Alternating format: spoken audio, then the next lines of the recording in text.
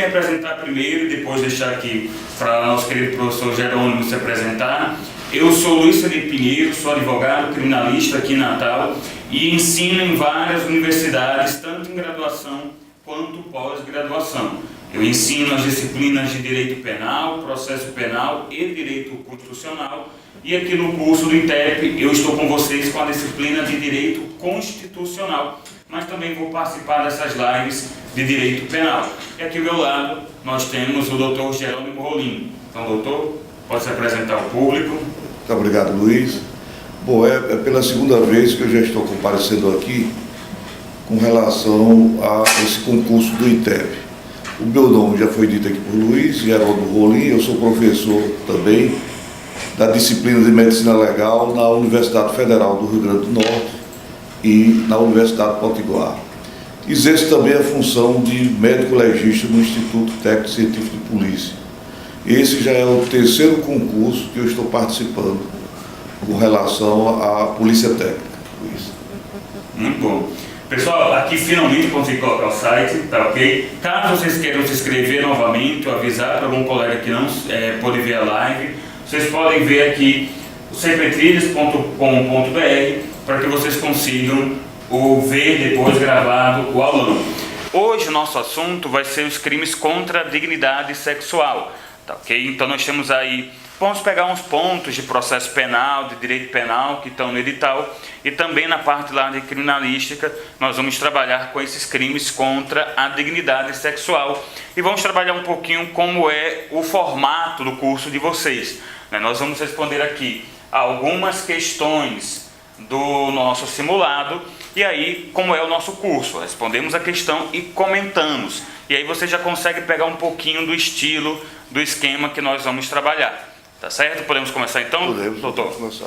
Bora lá. Quando você entrar aqui no curso, você for fazer uma avaliação, é sempre bastante interessante isso. Você faz primeiro uma avaliaçãozinha aqui de um simulado e depois vai ver as respostas comentadas. Você vai ter mais ou menos essa tela. Então a gente vai aqui para a parte, para as questões específicas de sexologia.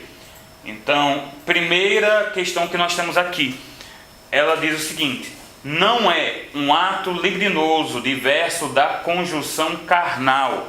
Então, pessoal, o artigo 213, que cuida do estupro lá no Código Penal, ele trabalha a respeito da conjunção carnal e de outros atos libidinosos. Inclusive é interessante porque esta é uma mudança que vem de 2009 para cá. Antes de 2009, nós tínhamos no Código Penal dois tipos penais diversos. O estupro, 213, que era só a prática da conjunção carnal. Portanto, nós tínhamos aí um crime que era bipróprio. Dependia que homem e mulher estivessem nos polos, Por exemplo, o homem como sujeito ativo e mulher como sujeito passivo, porque a conjunção carnal é apenas o ato do sexo vaginal. E nós tínhamos o artigo 214, que tratava do atentado violento ao pudor, que aí ele trazia as outras práticas sexuais, os outros atos libidinosos praticados mediante violência ou grave ameaça. Tudo isso foi unificado em 2009 no artigo 213. Então, o estupro hoje ele concentra o ato libidinoso da conjunção carnal e outros atos libidinosos diversos mediante grave ameaça ou violência física. Então, bora lá. O que é um ato libidinoso diverso da conjunção carnal? A. Sexo oral. B. Sexo anal. C. Bolinação. E D. Coito vaginal. Professor? Pois não. Então, inicialmente eu gostaria de mostrar a importância de um encontro dessa natureza. Porque nós temos aqui juntos um professor de Direito Penal e um professor de Medicina Legal. Porque essas questões são questões comuns, tá, Luiz? Tanto ao Direito Penal, Direito Processual Penal, quanto à Medicina Legal. Então tem coisas que eu tenho que confessar que eu não sei, porque são assuntos da sua natureza. Por outro lado, tem assuntos estritamente médicos, que eu não vou saber. Que você seja, eu sei que você é um excelente professor, mas também deverá ter alguma dúvida com relação a isso. Então, quando se faz um encontro dessa natureza, só quem tem a lucrar com isso é o aluno. porque aí o assunto fica completamente esgotado, né? Exato. Então, para responder uma questão como essa, Luiz já falou aí nessa modificação que houve no Código Penal. Vocês imaginam, eu estava comentando com ele aqui antes, nós passamos toda a nossa vida examinando 2 tipos de crimes. Isso médicos, professores, advogados, juízes, promotores, delegados, nós lidávamos com 2 tipos de crimes. O atentado violento ao pudor e o crime de estupro. E de repente houve essa mudança brusca, rápida, instantânea, e isso causou muita confusão. E você imagina, Luiz, a situação do aluno, né? Quando o aluno for estudar esse assunto, e ele principalmente pegar um livro antigo, ou de medicina legal, ou então de direito penal, ele vai ficar completamente equivocado. O próprio edital, né, do Instituto OCP, ele traz um pouquinho essa confusão, que ele separa estupro e atentado violento ao pudor, sendo que atualmente são a mesma conduta. Né? Não existiria essa diferença. E aí os alunos estão constantemente perguntando: professor, eu vou estudar atentado violento ao pudor? Porque não existe mais. Mas consta da programação, do edital. Então isso foi uma falha terrível que aconteceu com essa empresa que foi responsável pela confecção desse concurso. Mas respondendo aí a nossa questão, Luiz, a primeira coisa que nós temos que ter conhecimento para responder essa questão aí é saber o que é um ato libidinoso. Exato. Então, ato libidinoso. Libidinoso vem de libido. Libido é o instinto sexual. Esse termo foi um termo criado por Freud, né? Um psicanalista, um médico muito famoso que criou a psicanálise. Então, para Freud, o ato libidinoso, ele visa satisfazer a libido, ele visa satisfazer o instinto sexual. Então, o ato libidinoso típico, comum, normal, fisiológico, seria a conjunção carnal. A penetração do pênis do homem na vagina da mulher. Isso nós chamamos de conjunção carnal. Mas não há somente essa maneira de você satisfazer a libido, de você satisfazer o instinto sexual. Existem outras maneiras. Então são os chamados atos libidinosos diversos da conjunção carnal, que era o que era contemplado pelo antigo atentado violento ao pudor. Exato. E aí você tinha coito oral, coito anal, coito interfêmure, masturbação, bolinação, tudo isso era considerado como atentado violento ao pudor. E hoje foi totalmente englobado pelo crime de estupro. Então, olhando essa questão aí, a gente vê, olha, não é um ato diverso da conjunção carnal. O sexo oral é um ato diverso da conjunção carnal. O sexo anal também. Bolinação, talvez seja um termo um pouco desconhecido, a bolinação é a manipulação da genitália, tanto masculina como feminina. Né? E, por último, o coito vaginal. O coito vaginal seria a própria conjunção carnal. Então, olha só, e tome cuidado inclusive com a questão, porque muitas vezes ela leva, né, pela própria redação ao erro do aluno. O que não é diferente da conjunção carnal. Então a gente tem que procurar aqui o que não é diferente. É a própria conjunção, né, que é o coito vaginal. Segunda questão aqui, ela sai um pouco da questão do crime contra a dignidade sexual, mas ainda está dentro da sexologia, porque vai falar, não é, do aborto. E aí ela pergunta: o aborto indicado nos casos de estupro denomina-se aborto social, eugênico, terapêutico ou sentimental. Então, pessoal, é importante que a gente lembre o que é o delito de aborto, né? Qual é o crime de aborto. Nós temos, no caso, na verdade, 3 crimes de aborto previstos no Código Penal. Nós temos o aborto provocado por terceiro sem o consentimento da gestante, nós temos o aborto provocado pela própria gestante e nós temos o aborto provocado por terceiro com o consentimento da gestante. Então, no momento em que, por exemplo, aquela gestante, aquela mulher grávida procura um médico, procura alguém para que possa ser feito o aborto, eles vão praticar delitos distintos. Ela pratica o autoaborto, né, o aborto pela própria gestante, ele vai praticar o aborto provocado por terceiro. Só que o nosso Código Penal, ele permite, e a gente vai chamar isso de exclusão de licitude, 2 situações de aborto. Nós vamos ter uma primeira situação, que é quando há risco à integridade física ou vida da gestante. Então ela pode acabar morrendo se ela conduzir a gestação até o fim. E aí seria permitido o aborto, ele é considerado lícito.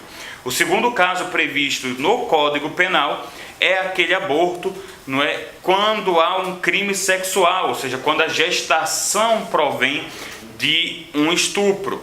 E existe uma possibilidade, até o Dr. Jerônimo estava comentando aqui comigo antes da live, que ela não está no Código, mas está prevista, não é, lá na jurisprudência do STF, que seria o aborto do anencéfalo.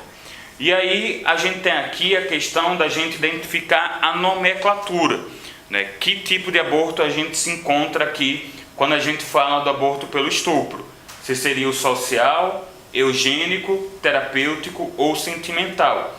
Doutor, eu pergunto para o senhor o que seria esse primeiro aborto social? Pois não. Nós sabemos que hoje, devido a problemas econômicos e familiares, as famílias vão ficando cada vez menores. Certo. Hoje é impossível você ter uma família numerosa, de maneira que algumas mulheres, devido a esse problema, natureza econômica, social e familiar, se ela vai engravidar novamente, ela sente que não tem mais condição de criar aquela criança. Já está com uma família numerosa, um emprego difícil, ganhando pouco. Então ela utilizaria esse motivo para praticar o aborto. Então esse é o chamado aborto social, econômico, por problemas de natureza familiar, que é proibido pela lei. Você não pode justificar problemas econômicos, sociais e familiares para praticar o aborto, de maneira nenhuma. Né? Então esse abortamento social também é um abortamento ilícito ou proibido pela lei. Ou seja, ele não é aquele abortamento proveniente do estupro. Não, de maneira nenhuma. Né? E o abortamento eugênico? O como é que abortamento ele poderia definir? O abortamento eugênico seria aquele que poderia ocorrer quando se constata que na gravidez a gestante está com um filho, com um concepto, com anomalias congênitas. Né? Vamos supor, o feto pode não ter um braço, não ter uma perna, ou ter uma microcefalia. Né? Então, qualquer defeito congênito que o feto apresente também não justifica o abortamento. A lei proíbe terminantemente o abortamento por motivos de natureza congênita. Agora, houve aí essa abertura, como você falou, essa decisão do Supremo Tribunal Federal, que permitiu um abortamento com um anencéfalo. Exato. E é interessante, inclusive, a gente distinguir, né, a anencefalia da microcefalia e outras enfermidades. Na anencefalia, o que o STF entendeu é que o feto ele era inviável. Né, porque, historicamente, em casos médicos, o anencéfalo ele vai ter poucas horas de vida. Já no caso da microcefalia, uma síndrome de Down, o feto ele vai nascer, ele vai crescer, ele vai se desenvolver, embora não daquela maneira que muitas vezes talvez o pai espere, né? Mas ele vai ter uma vida que muitas vezes é uma vida, a gente vê, por exemplo, pessoas com síndrome de Down, uma vida plena, né? A pessoa trabalha, tudo mais. Então, só na encefalia que seria permitido o aborto. Exatamente. Hoje, mesmo nessas circunstâncias que você falou, a síndrome de Down ou outros defeitos, existem escolas especiais, existe toda uma educação voltada para essas crianças, de maneira que não se justifica de maneira nenhuma que você ceife uma vida alegando problemas de natureza congênita. Nós estamos vivendo agora, Luiz, uma epidemia de microcefalia. Exato. Devido a essas doenças infecto-contagiosas que estão aparecendo, como o dengue, a chikungunya e a zika, então isso produz alterações. Né? E essas crianças estão nascendo, estão sobrevivendo, naturalmente que vão ter as suas limitações, vão ter que ter uma educação toda especial, mas vão ter uma vida com dignidade. Então a microcefalia também não justifica o abortamento. E finalmente chegamos ali no abortamento terapêutico que você já falou, que é aquele quando há um risco para a sobrevivência da gestante. Então existem determinadas doenças, determinadas patologias que são incompatíveis com a gravidez. Ou a gravidez evolui trazendo um risco para a sobrevivência da gestante, ou tem que se praticar o aborto. Porque aquela gestante ela já tem outros filhos. Então você fica no dilema de natureza moral. É a vida da gestante ou é a vida do feto? E aí a jurisprudência, a tradição, a moral, a própria religião reconhece que a vida da gestante é mais importante do que a vida do feto. Até porque ela vai ter que criar outros filhos. E em direito penal, inclusive, a gente liga isso ao chamado estado de necessidade. O estado de necessidade é uma excludente que está lá no Código Penal, está no artigo 24 do Código Penal, que possibilita que nós pratiquemos uma conduta que é típica, ou seja, uma conduta que vai ferir um bem jurídico para salvar outro bem jurídico. Então, por exemplo, você deixa alguém se afogar para salvar outra pessoa que também estaria se afogando. Você acaba deixando aí que o feto seja morto, você tem um aborto, para que a gestante ela venha a sobreviver. Então, o último aborto aqui, que é o sentimental, é esse aborto que acabaria ligado aí ao filho, ao feto, fruto do estupro. Do estupro, exatamente. É o aborto chamado sentimental ou abortamento moral. Nós médicos, Luiz, preferimos usar o termo abortamento. Apesar de no Código Penal citar o termo aborto, que aborto é aquele que foi abortado, é aquele que perdeu a vida. Então isso não pode mais ser punido naturalmente. Então o que a justiça pode punir é o ato de abortar, que para nós é o que nós chamamos de abortamento. Então esse abortamento que resulta de estupro, hoje nós sabemos que o estupro é uma epidemia, se eu não me engano, para cada 5 minutos uma mulher é estuprada no Brasil. É uma coisa que está assombrando até o direito penal internacional. Como é que um país chega a ter uma incidência de estupro tão grande? E aí não precisa ser médico, não precisa ser jurista, não precisa ser delegado, para saber que o nosso grande problema hoje é a impunidade. Então isso é que é o responsável por essa epidemia de estupro. Então, naturalmente que a mulher que foi vítima de estupro, ela pode requerer o estupro, ou requerer o abortamento, feito inclusive em hospital, por médicos. Porque uma das principais causas de mortalidade materna é o chamado abortamento clandestino, feito pela própria gestante, feito por terceiro, feito por curiosos. Já se a mulher vai fazer um abortamento no hospital, sob assistência médica, naturalmente que isso não vai trazer nenhum risco para a vida da gestante. Então tem a parte prática, jurídica, tem que ter um advogado, tem que fazer um requerimento, tem que ser autorizado pelo juiz. Então há todo um processo para poder a vítima requerer o abortamento. Doutor, fugindo até um pouco aqui das questões, mas ainda dentro do edital, o senhor até comentou um ponto interessante, A gente está vivendo aqui uma epidemia de estupros. E uma coisa que os alunos sempre me perguntam, que ele também pergunta ao senhor na parte de medicina legal, é quanto à prova do estupro. A gente sempre tem uma dificuldade muito grande de como é que a gente vai conseguir provar um estupro. Porque o estupro, ele é tido para o direito penal como uma espécie de crime que deixa vestígios. E aí o Código de Processo Penal, isso está no edital aqui do ITEP, ele prevê que os crimes que deixam vestígios, eles devem passar pelo chamado exame de corpo de delito. Ou seja, eu preciso de uma perícia para que venha constatar esse crime. Exatamente. Como é que se daria essa perícia? Como é que a gente poderia ter essa prova do crime de estupro? Isso é tão importante que você acaba de falar, Luiz, porque nem a própria confissão do criminoso supre o exame de corpo de delito quando esse crime deixou vestígios. Então, é uma exigência do Código de Processo Penal. O delegado geralmente é quem solicita essa perícia. Essa mulher ela vai ser encaminhada ao IML, onde ela vai fazer o exame chamado de conjunção carnal. E aí nós temos as chamadas provas de conjunção carnal, que inclusive nós especificamos aqui nas aulas do CPTrilha. Então, infelizmente, o nosso tempo não é suficiente para a gente falar sobre essas provas, mas isso já consta aqui da programação do nosso curso. Quem quiser entrar em detalhes e realmente estudar essas provas, terá que se inscrever aqui no nosso CPTrilha. Infelizmente, não dá tempo a gente falar sobre como é que se faz esse exame, quais são as provas de conjunção carnal, que isso é importante para o concurso. Exato. Há uma diferença se a mulher era virgem, se a mulher não era virgem, e são detalhes que, infelizmente, não vai dar tempo. E também tem situações que são tratadas no curso, em que não há vestígios. O que é que o juiz ele vai fazer, o que é que o advogado, o policial vão fazer quando não há vestígio, né? O que o próprio perito ele vai fazer, porque a gente vai ter relações sexuais que não necessariamente vão deixar vestígio. O agente ativo ele não usou de violência física, ele usou da grave ameaça. Ele apontou uma arma de fogo, isso não deixa um vestígio para a vítima. Ele não praticou conjunção carnal, ele praticou outro ato libidinoso que não deixa vestígio. E aí, isso é importante para o aluno, ele vai estudar, né, no nosso curso. Pessoal, deixa aí o que é que vocês estão achando, né? Deixa os seus likes aqui. Eu estou vendo mensagem. O Davi, ele disse que está muito bom. O Ricardo Garcia, ele está aqui anotando tudo. A Elise também, né? Está dizendo que está anotando aqui tudo bem direitinho. Tá ok? Então gostaria de agradecer bastante todo mundo que está entrando.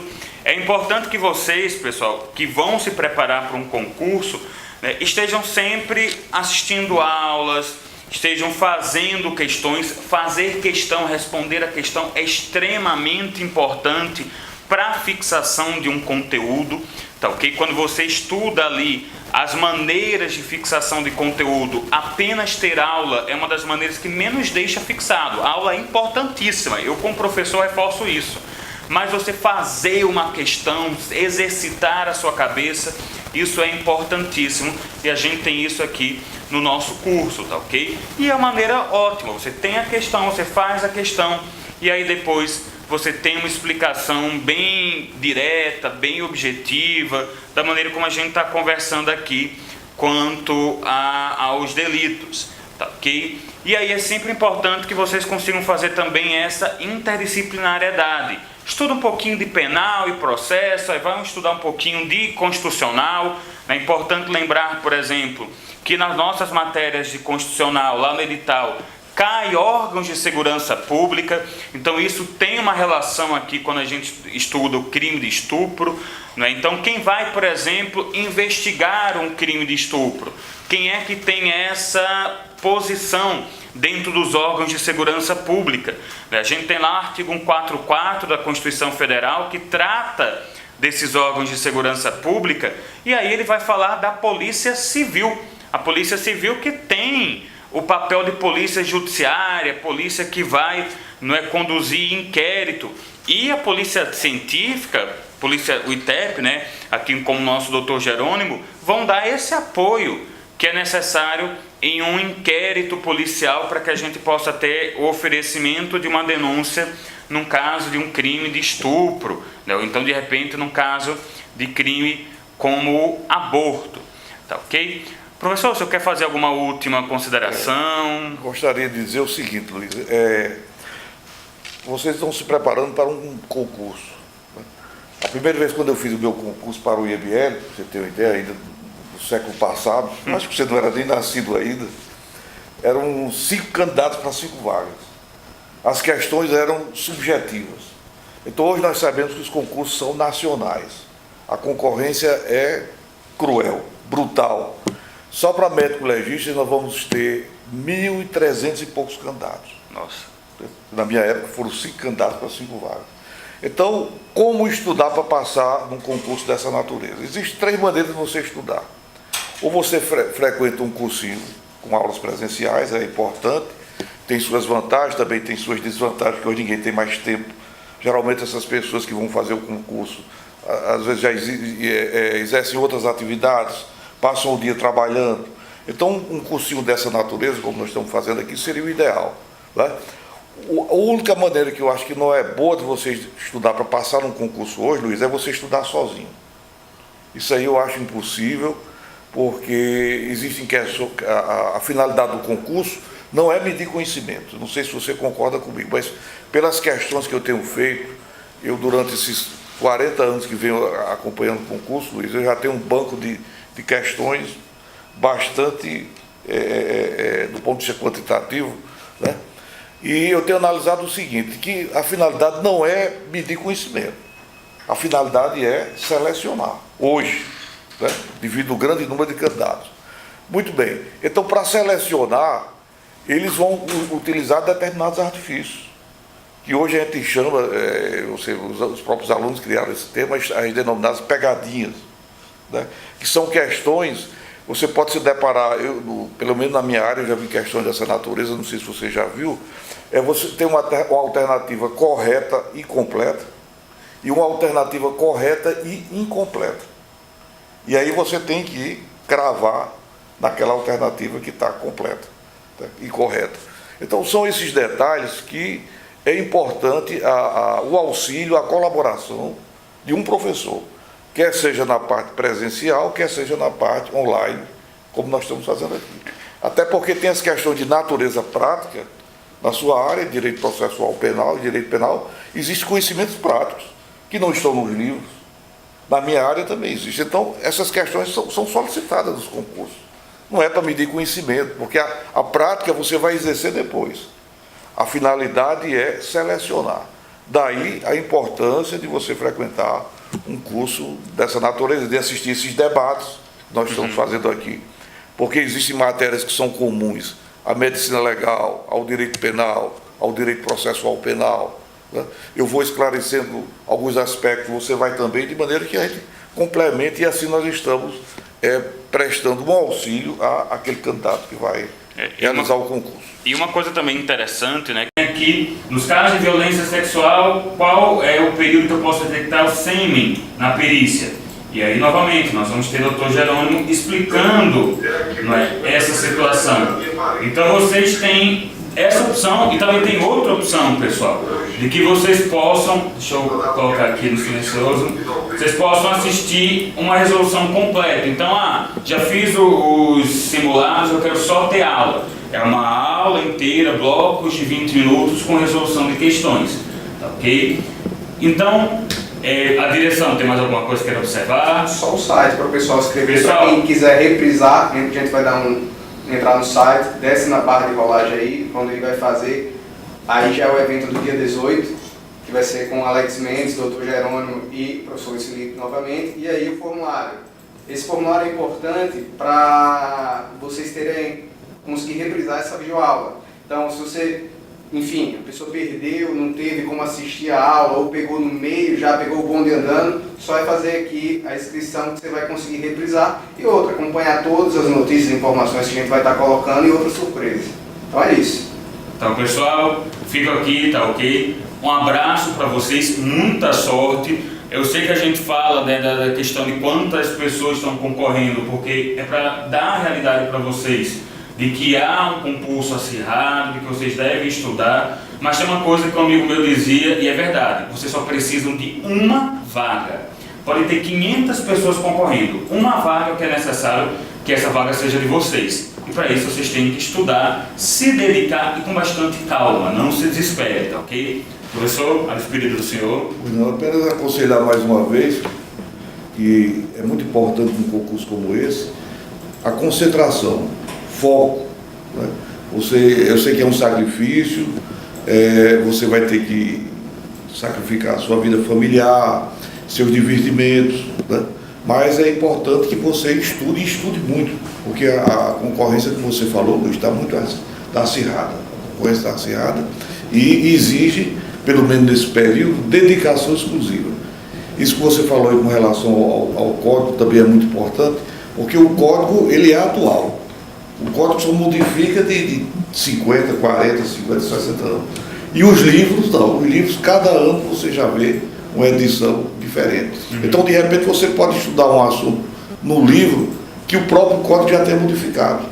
Aquele livro não se atualizou, não foi lançado uma nova edição. E aí você pode até errar na questão. Por isso que esses encontros são importantes, porque nós, que somos professores, temos a obrigação de nos atualizar, né? E já para o aluno fica mais difícil. Então essa é a nossa função, é ajudar a você a passar no concurso. Pois, pessoal, bom dia e até a próxima.